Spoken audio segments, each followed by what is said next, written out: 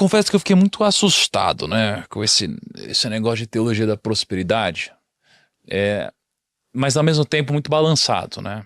Então eu comecei a ver, em especial, muitos documentários lá fora, eu comecei a ver também como muitas igrejas agem, diferentes, né? Tem tipos diferentes de igreja, de pessoas, de pastores, de cristãos. E aí tem uma vertente, né, como eu estava falando, que fala e defende sobre a teologia da prosperidade. Como algo que, se você não está rico, é por causa disso. Né? O que é isso? Eu vou pedir para você definir para a gente melhor daqui a pouco, um pouco sobre o que é a teologia da prosperidade. Mas eu vi muitas igrejas onde as pessoas falam assim, você está endividado, você está quebrado, você está pobre, você está não sei o que lá. Cara, mas dá o dízimo, mas faz uma oferta, mas dá o que você tem, porque é por isso que você não está rico. Eu entendo, biblicamente, que é uma ordenança mesmo, você pegar e tomar algumas atitudes, algumas entregas, né? Tiveram alguns sacrifícios historicamente bíblicos, você tem desde Isaac, todos fizeram algum tipo de sacrifício grande e tal. Entendo que uma parte da teologia da prosperidade faz sentido, mas tem um outro lado, que é quando vira a ganância do homem, que talvez deixe de fazer sentido. Eu vi grandes documentários de igrejas assim, astronômicas lá fora, coisas muito grandes e pastores muito ricos, assim, eu não sou contra pastor rico, tá? Só para deixar claro.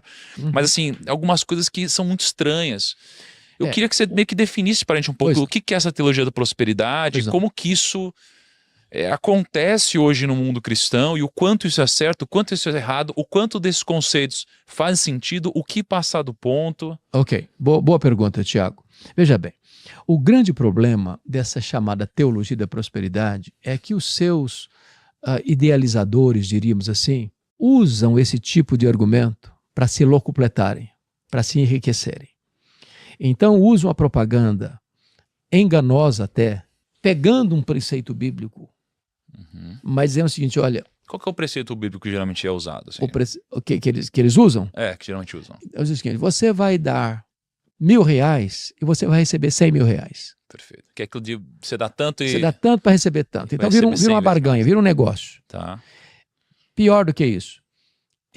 Via de regra, e não estou aqui para criticar A ou B, mas via de regra, essas chamadas igrejas que aderiram a essa teologia da prosperidade, esses pastores que são os pregoeiros dessa teologia da prosperidade, ao receberem esses haveres, via de regra não tem prestação de contas. Faz-se uma confusão entre o eclesiástico e o pessoal.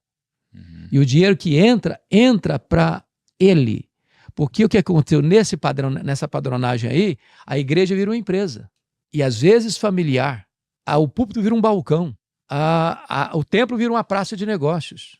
O crente, um consumidor. E o projeto maior é o lucro. Então as pessoas exploram a fé. Isso é desonestidade. Isso não tem amparo na palavra de Deus. E eu não estou dizendo de jeito nenhum que o princípio da semeadura e da colheita está anulado por isso. Não, a Bíblia diz que quem semeia pouco, colhe pouco, quem semeia muito, colhe muito.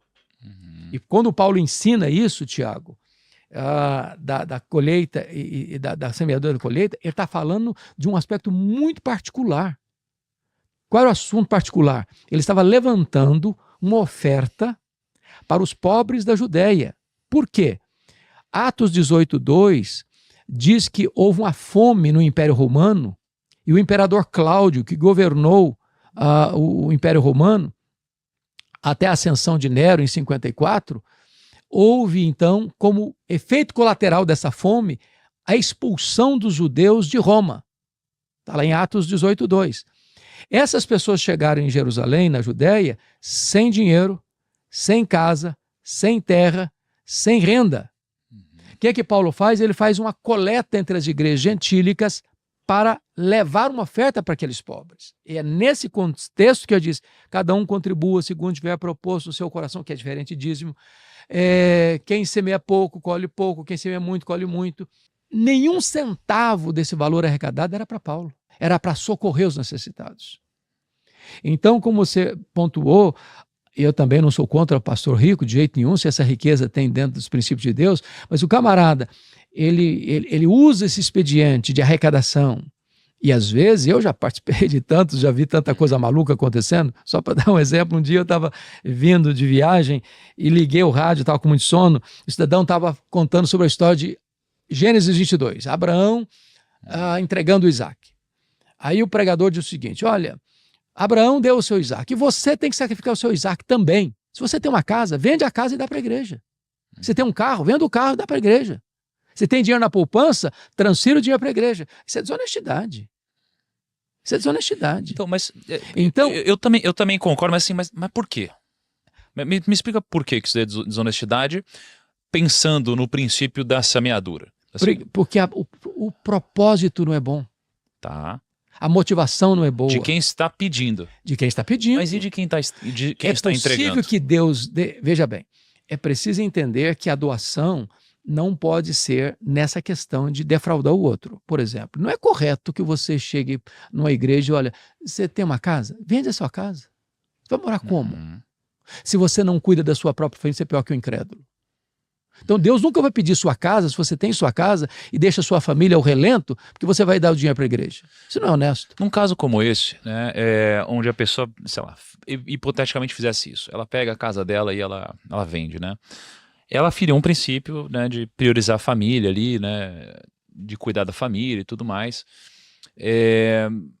E será que nesse caso se aplica aquele versículo sobre a falta de conhecimento os destruirá? Tipo, é culpa da pessoa ter feito isso? É culpa da pessoa ou ela não tem uma responsabilidade? Primeiro é culpa de quem está fazendo a proposta. Não, perfeito, mas tirando é culpa da pessoa, a pessoa errou. Motivos escusos. Segundo, e agora? Por falta de conhecimento está sendo destruído. Porque se ele tivesse um conhecimento elementar das Escrituras, ele perceberia, notaria que essa pregação não é uma pregação bíblica, não é aquilo que Deus está ensinando no conjunto da sua palavra.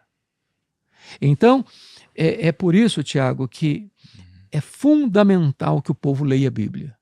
Um povo raso de Bíblia ou ignorante das Escrituras vai ser massa de manobra, vai ser manipulado e vai ser explorado pelos camelôs da fé, pelos espertalhões. A pessoa não lê, né, cara? Não tem como, o pessoal não lê, né? Não lê, infelizmente. E nós estamos na geração que mais tem Bíblia disponível em todos os sentidos. É verdade. De graça até, né? Eu entendo um propósito esses dias de ler a Bíblia em 90 dias, né? E aí, pô, de graça. Pega aplicativozinho, tal, é de graça. Talvez é por isso que as pessoas não valorizem, talvez, né? Porque antigamente, quando não dá para você acessar uma Bíblia, aí todo mundo queria, né? Então, veja bem, e como é que começa a questão da teologia da prosperidade lá na América, né? São aqueles pastores da mídia, da televisão, que criaram impérios econômicos. Então, nós cremos que nós devemos ser dizimistas, esse assunto que oportunamente a gente pode tratar. Nós cremos que temos que ser generosos nas ofertas. Todo cristão precisa ser generoso nas ofertas.